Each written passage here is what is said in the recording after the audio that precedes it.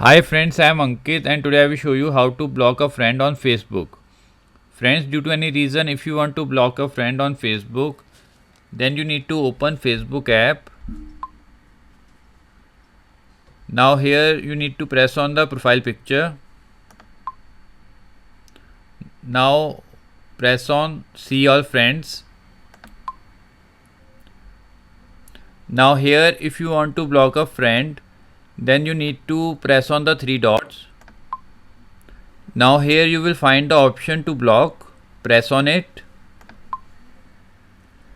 Now press on block again. Now your selected friend is blocked on Facebook and he will not be able to see your profile or post, etc.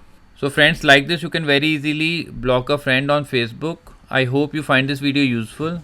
If you like the video, then press on like button and don't forget to subscribe our channel and press on bell icon to receive email notifications free of cost.